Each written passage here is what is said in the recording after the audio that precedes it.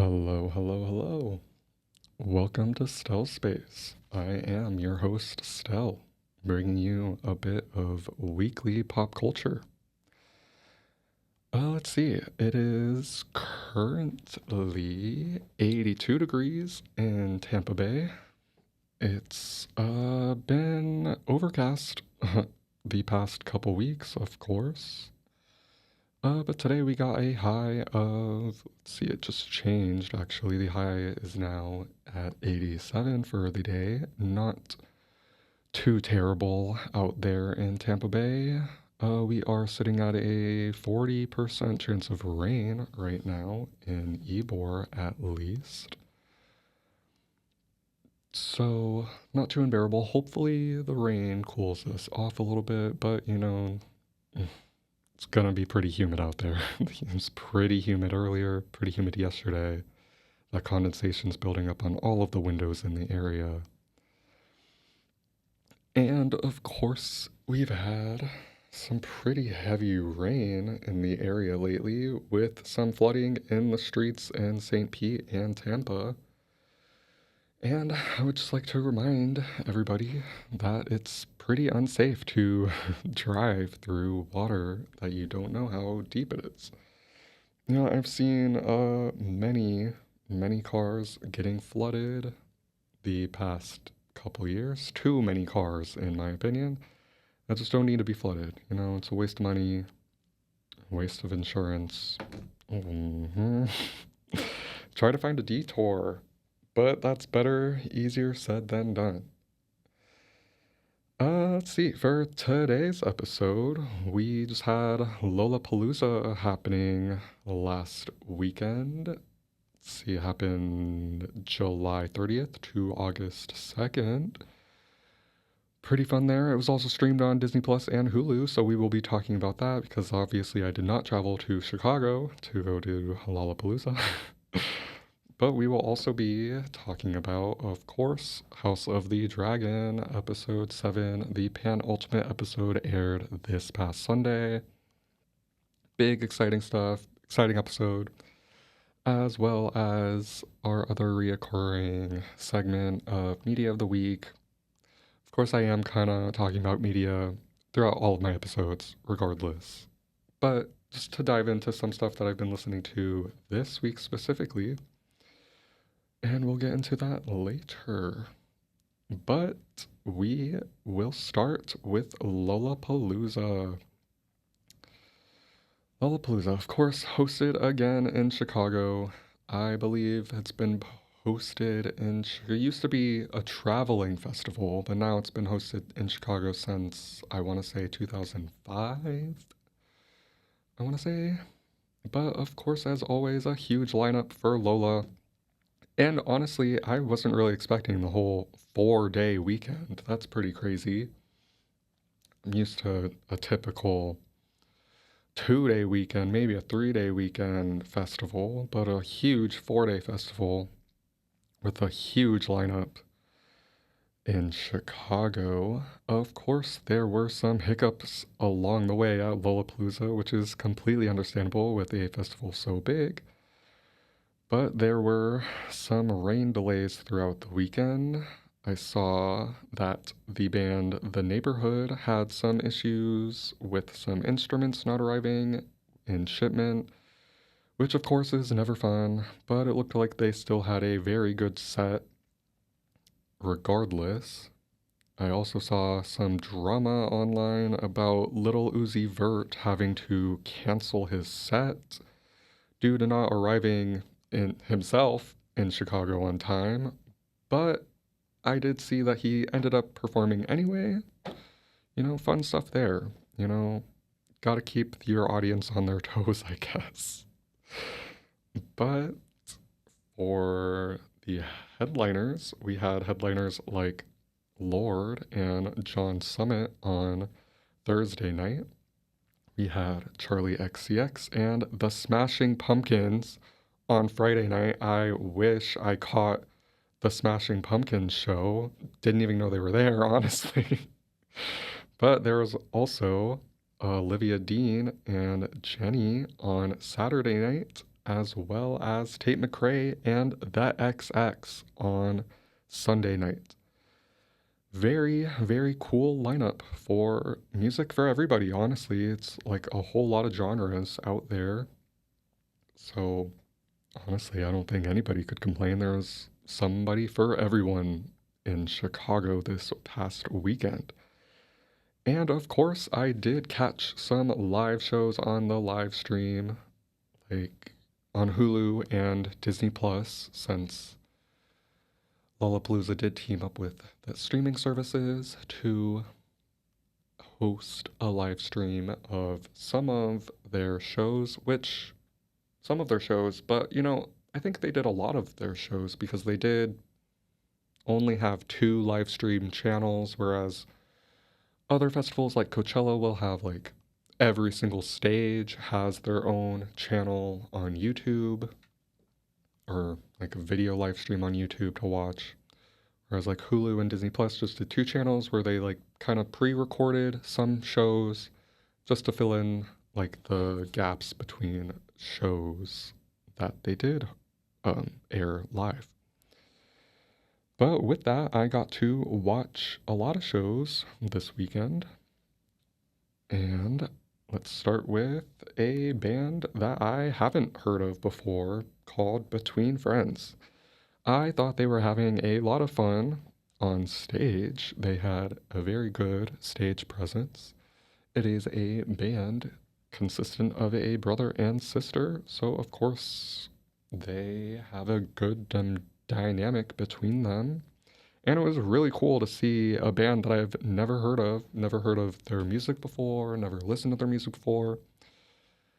It's really cool to see how they are able to command their crowd really well and put on a really fun show that I did enjoy. And I did enjoy their interview after their show. But a few days after their show on Thursday, I had come across different TikToks of another artist that I haven't really heard of, Audrey Hobart. But that's not to say that I haven't heard her very successful song, Sue Me, as they do play that song in the store that I work in regularly. So it was really cool to see her popping off online, honestly, on just different websites like Instagram and TikToks. I saw mainly performances of her song Sue Me, or videos of her performing that song, which was a lot of fun. She looked like she was having a lot of fun. She drew in a very large crowd, which is great to see. I love to watch these new artists making their big break like this. Again, her crowd was massive, and everybody was singing along to her new hit song, Sue Me, again, which is a very impressive feat. And on Friday, I absolutely had to watch one of my favorite artists now, Slater, as I get ready to see her live in Atlanta this September. Of course, her set is just so much fun and is so good in itself. This album is a lot of fun, and it's really great to see her gaining all of this success off of this album. Of course, drawing in large crowds again, and I'm pretty sure they even had to move her to a bigger stage so that she could hold a bigger crowd in the audience for her.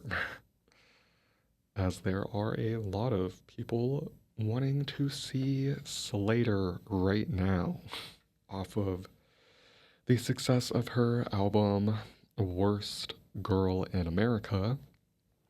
But she did perform her brand new single released just a couple days ago called Brand New Chanel's off of her alleged fan speculated new album Worst Man in America, allegedly to be released later this year. Fingers crossed. Please, please, please, Slater, we need another album. But it is looking to be true, as she is also performing a bit of other new and also unreleased songs in shows like in St. Louis. her hometown that, seem to be almost inverses of songs off of Worst Girl in America, which is very, very exciting stuff. I'm very excited. Hopefully, she releases that album later this year. Also, on Friday night, Charlie XCX put on a great show coming off of the success of her 2023 album, Brat. Of course, she's drawing in the crowds to her set. She's had a very successful run these past couple of years. And I am also excited to see her for my second time in this October, also in Atlanta, because nobody really wants to make the trip down to Florida, I guess. Pretty expensive to tour in Florida, I understand.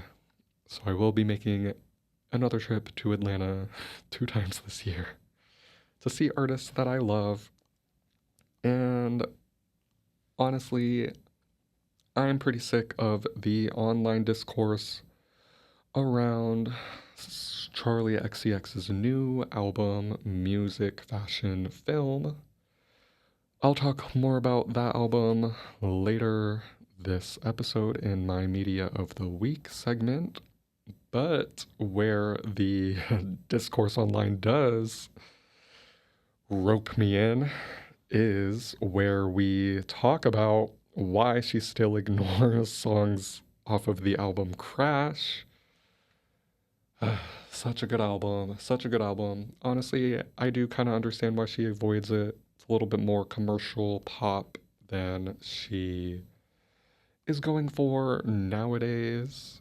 Of course, she still does a little bit of commercial pop just to have some success, but music tastes have changed a lot over the years, so people are a little bit more accepting of a more eclectic sound.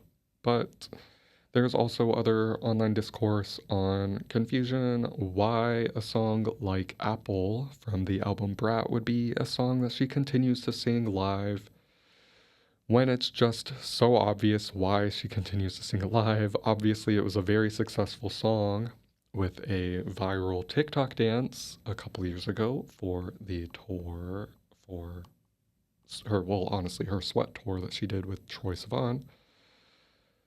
So, of course, Apple had a big moment in the past couple years, but honestly, in my opinion, Apple goes along with the commentary she's still commentating on her new album along the line of her family and her heritage. You know, in my opinion, it very much goes along with her set, regardless of it being like a little bit more poppy song sounding. But she does keep the Charlie's Angels fed by performing songs like Track 10 and Pink Diamond and Party for You. Of course, those songs have also had pretty big moments these past couple of years off of the success of Brat. And it looked like the audience had a lot of fun with those songs. I saw that it was raining during Pink Diamond, as well as on a newer song, which is off of like a horror, not really a horror movie, but for the soundtrack of Wuthering Heights, where she does perform her song House. It was raining during that song, and that looked like a lot of fun to be in that audience, regardless on my thoughts on that song. And she ends her set with the final song off of the new album, the final song being called No One Lasts Forever, featuring David Cronenberg, which is a very shocking feature for a song.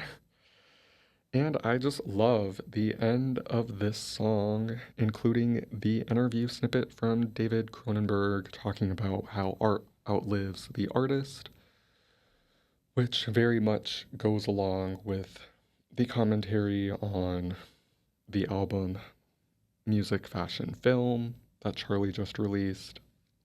I'll be talking about that album later in this episode.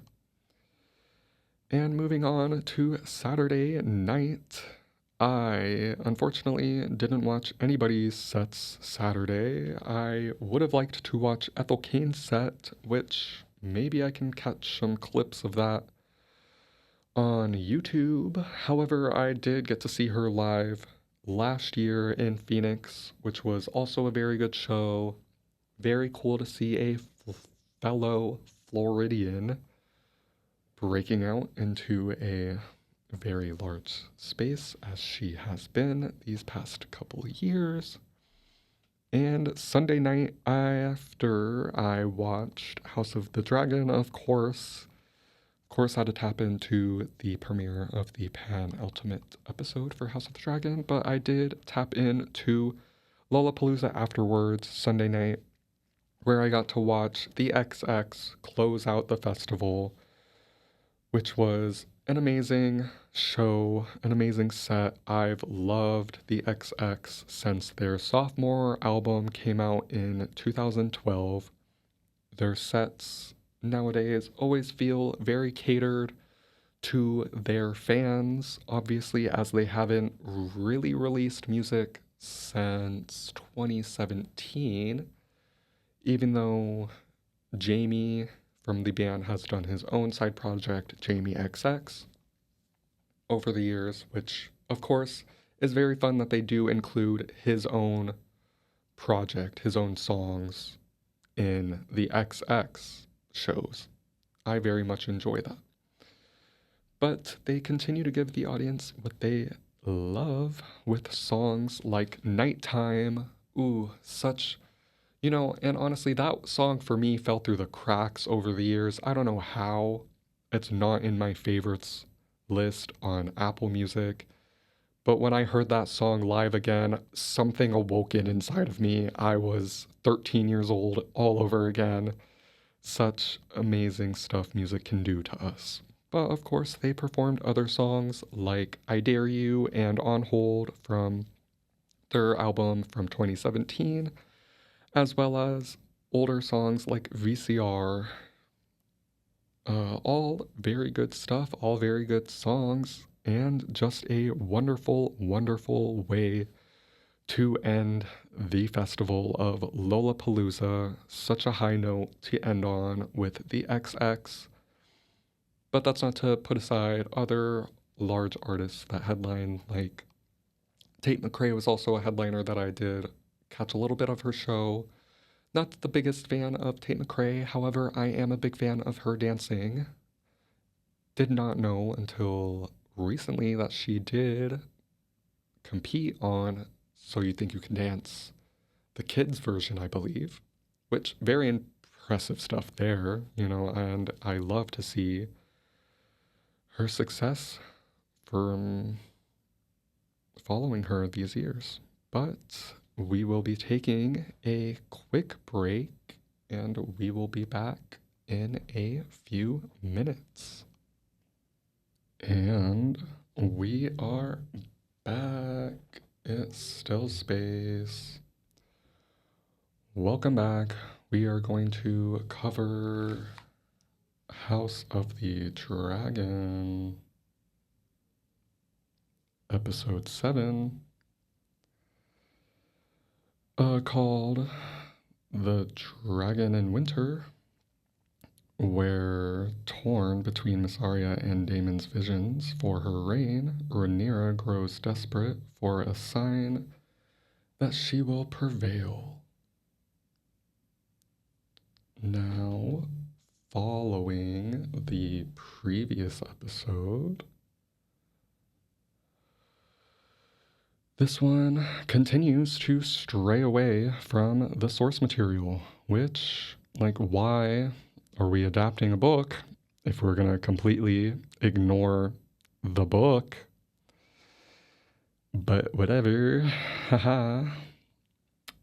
Not to say that this isn't a fun episode. I did enjoy this episode. It's just, they're making some choices.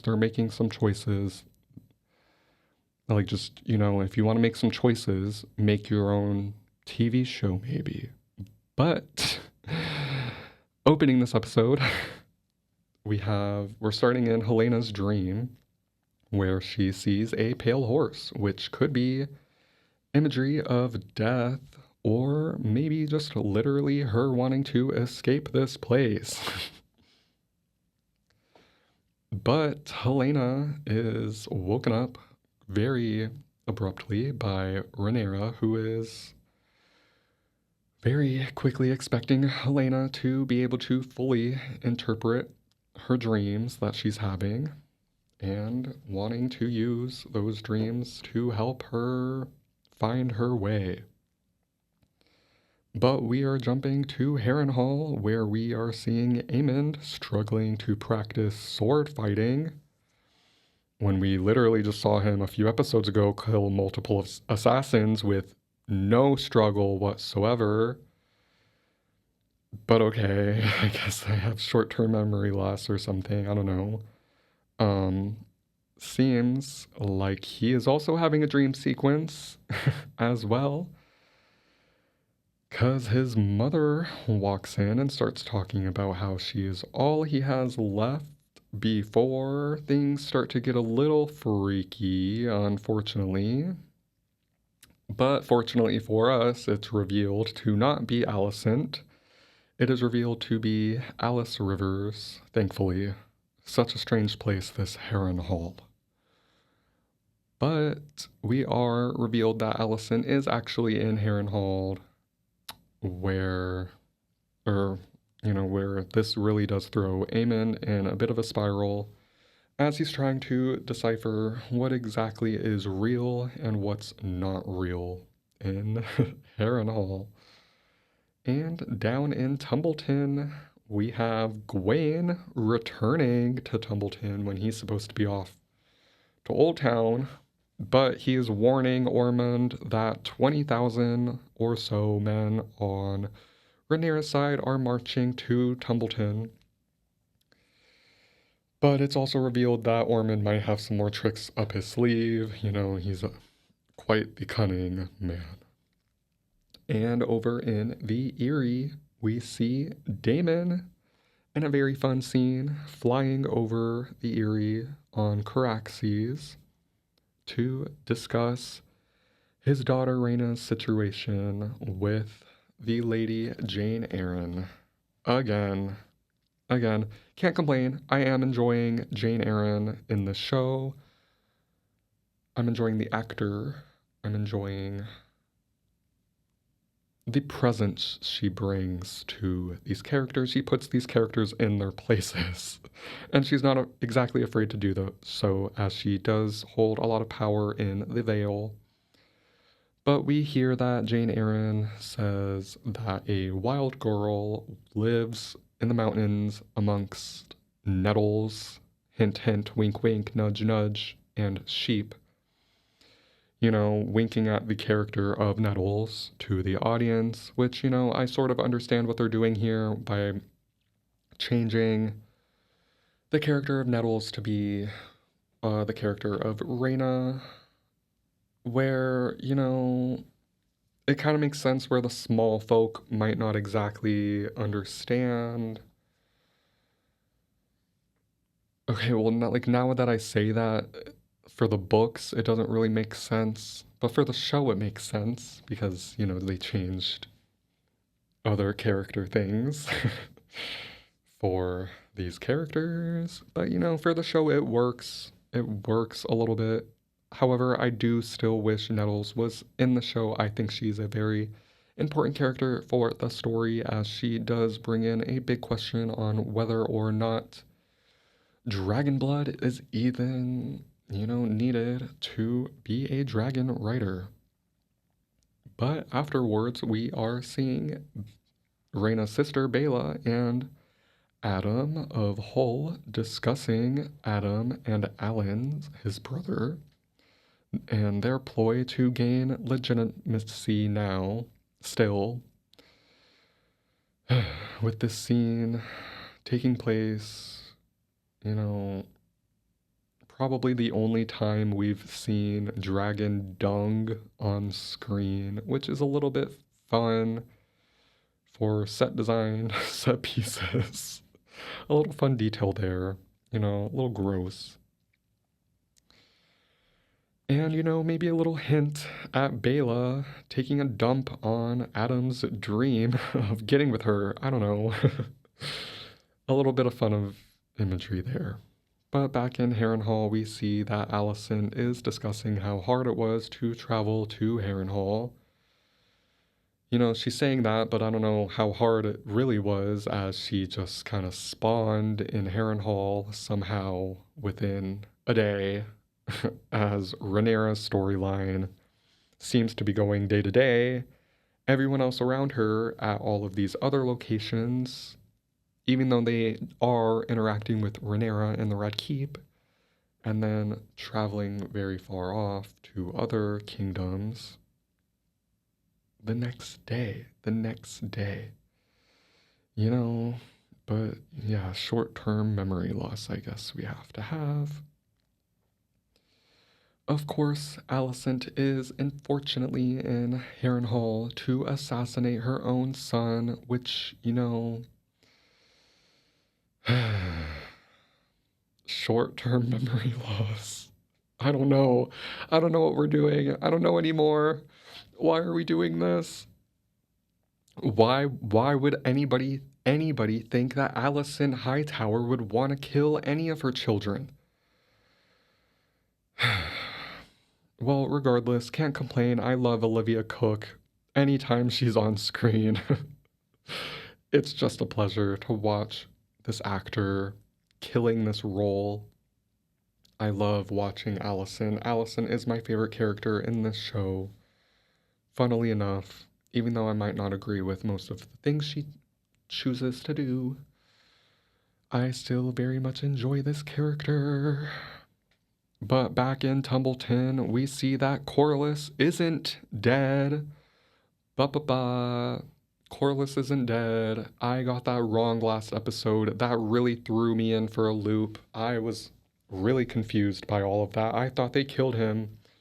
But, instead of they just ambushed him and captured him. Understandably so. He is a very important character. He is the hand of the Queen Rhaenyra. So that might be the trick up Ormond's sleeve. But back in the Red Keep, we see that Rhaenyra is continuing to ignore her council's concerns, really continuing to dig herself in a very deep hole by getting everybody, the small folk, and even the highborn people against her as she continues to try to search for signs from the gods on whether or not she is the rightful ruler. And babe, the writing is on the walls with this one. Oh my god, they can throw this at your face and you still will not see the truth that they are showing you. Ugh. I love Rhaenyra though, so I'm gonna let her figure things out on her own. But with Massaria in the Red Keep, she's really trying to cement her own place in Rhaenyra's council. This time by not only kissing her, but by also sleeping with her.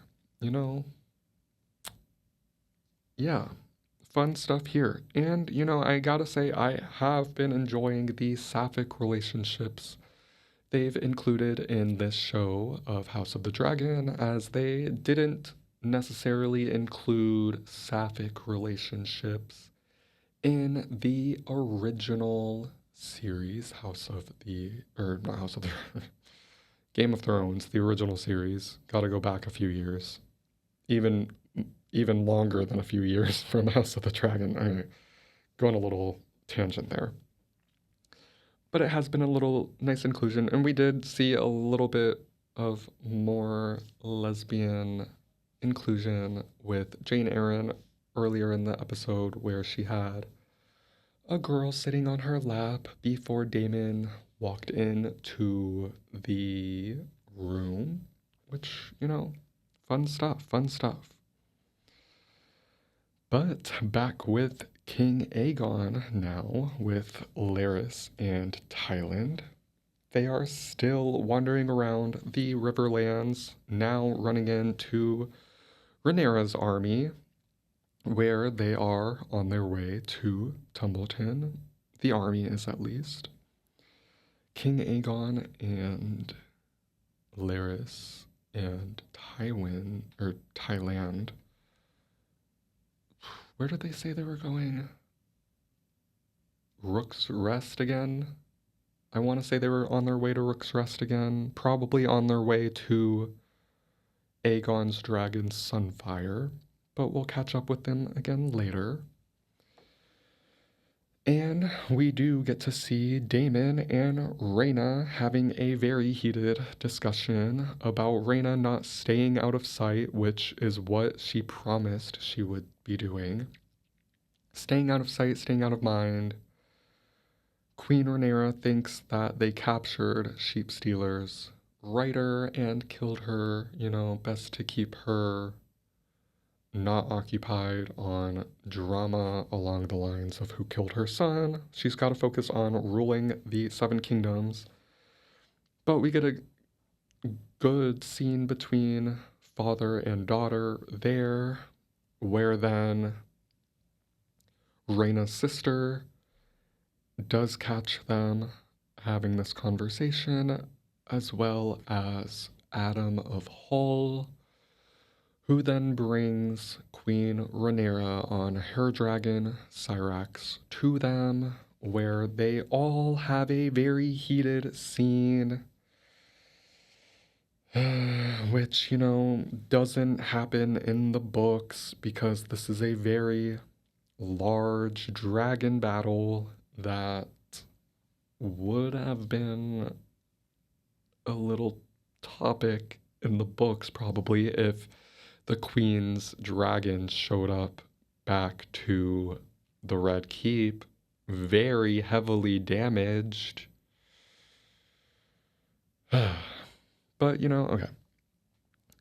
I don't necessarily understand why Rhaenyra wouldn't want Rhaena on their side. They would have this other dragon on their side, 7 dragons to help strengthen Rhaenyra's claim to the throne.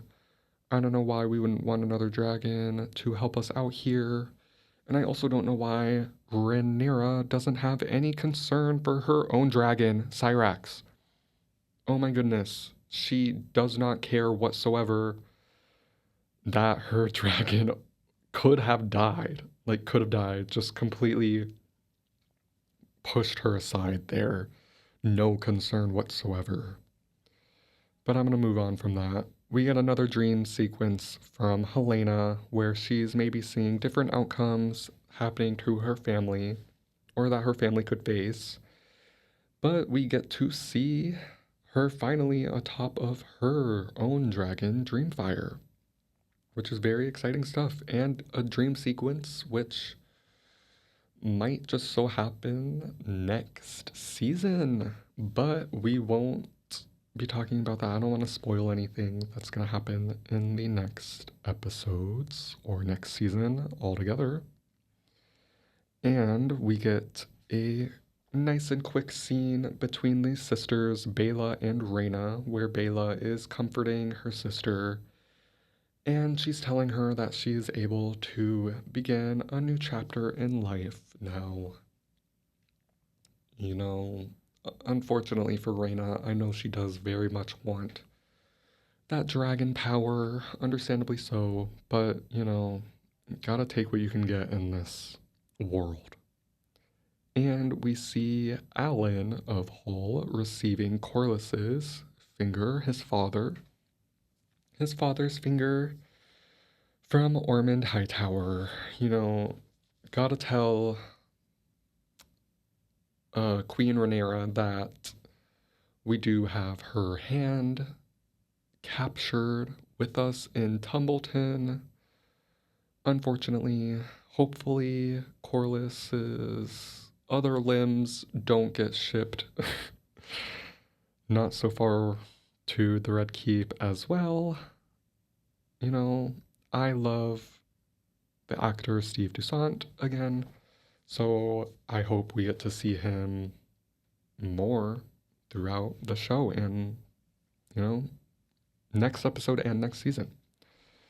But we also get an interesting scene between Ormond Hightower and Ulf White, one of Rhaenyra's dragon riders. But he is discussing issues he has with Queen Rhaenyra, where the pair of them, Ormond and Ulf, have allegedly been having these meetings for some time now.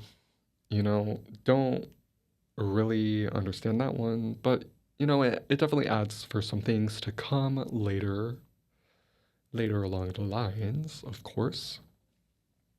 And to end our episode, I did flip these scenes around because I do enjoy this scene a little bit more. But we get to see Sunfire coming to King Aegon's aid, where he is able to burn down a part of Rhaenyra's army, which is a huge victory for Aegon. His dragon coming to him at a very important time of need is very important in the eyes of the small folk.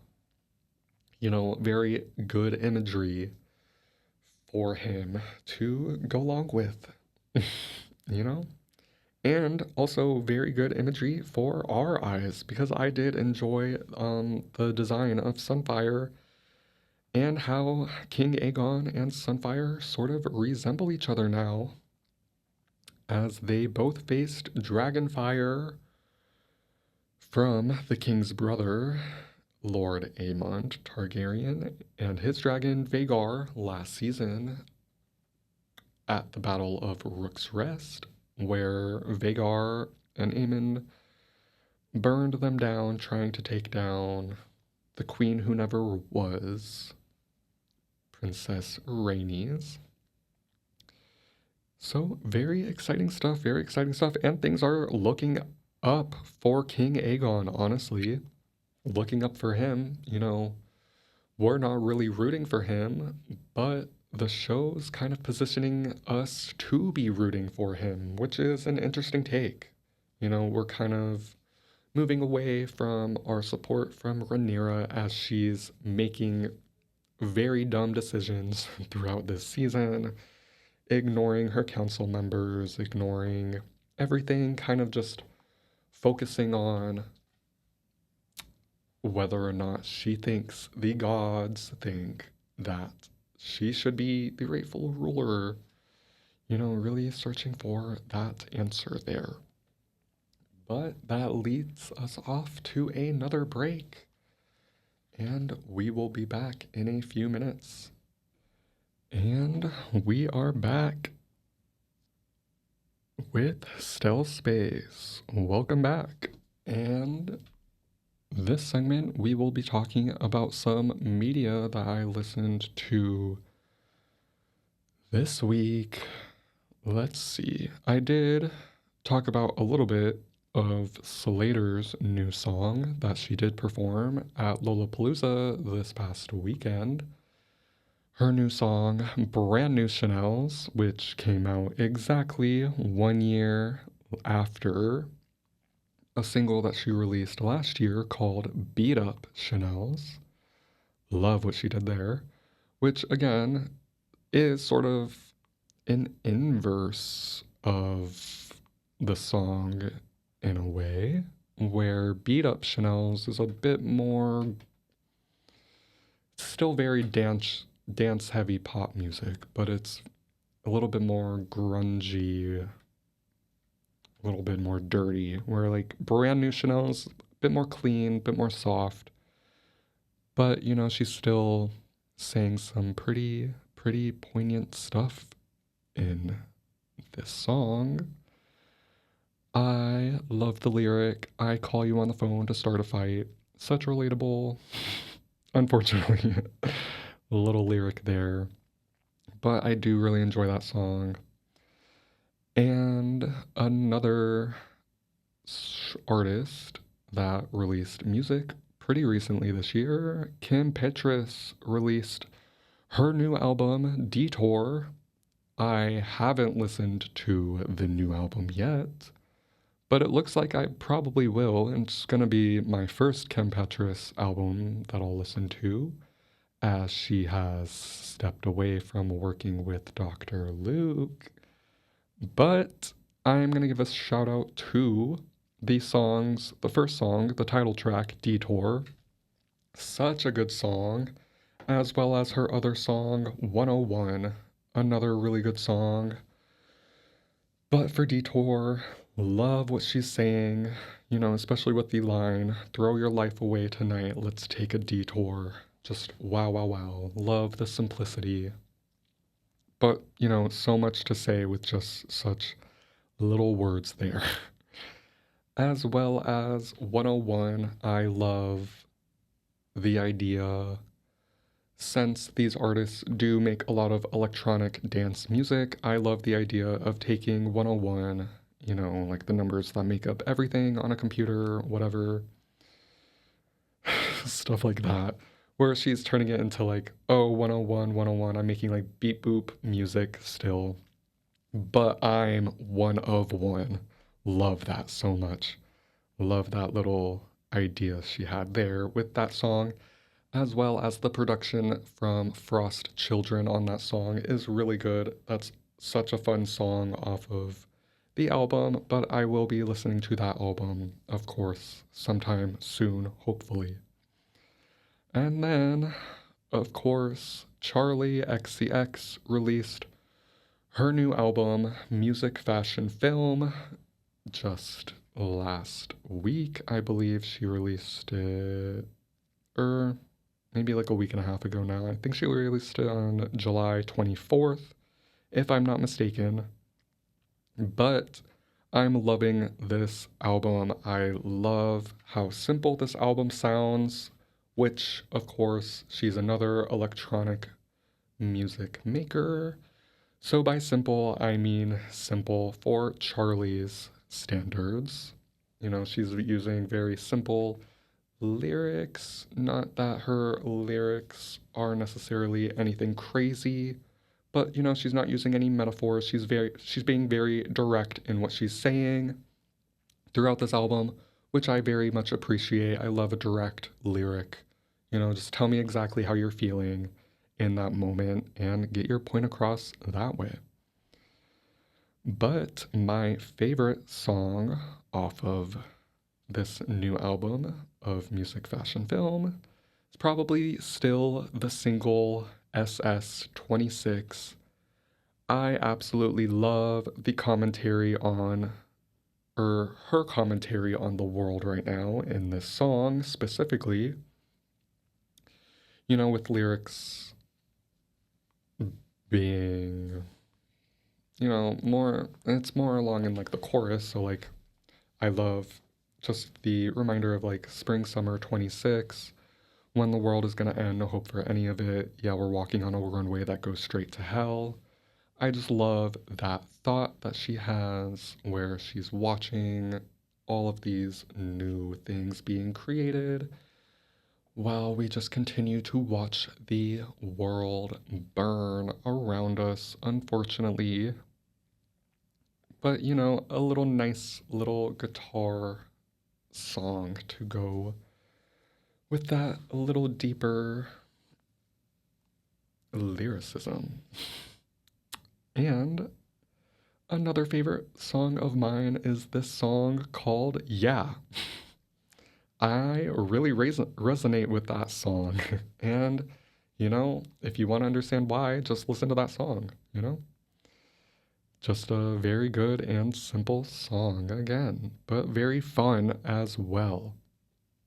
And of course, again, I really, really love the song that the album ends on called No One Lasts Forever, featuring David Cronenberg, where he is again performing. Well, I mean, it's like a snippet of an interview, I believe, that Charlie is sampling for David Cronenberg's feature for his song, where It's not really like a monologue that he's performing per se, but I do really enjoy his commentary throughout what he's saying in that clip, where he's basically just saying that art outlives the artist, which, again, I do very much believe is probably the biggest message off of this album. And of course, with lines like, no one lasts forever, like they are dead, they are gone, no one lasts forever. It's repeated again and again at the end of the song. Very strong impact that has for exactly what she's saying, you know, and again, very simply put for what she's saying.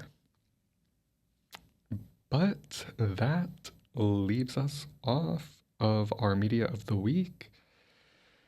And I would just like to thank you guys for listening to Stel Space. It has been a huge pleasure being your host these past 4 episodes now. I started this show a little late this season, but, you know, unfortunately, we have to end this season for now.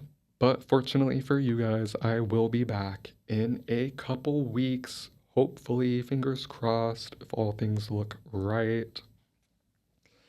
I will be back in a few weeks where I will finish, of course, my House of the Dragon Season 3 breakdown. I don't want to leave you guys hanging with that one. And of course, I myself want to talk about the finale.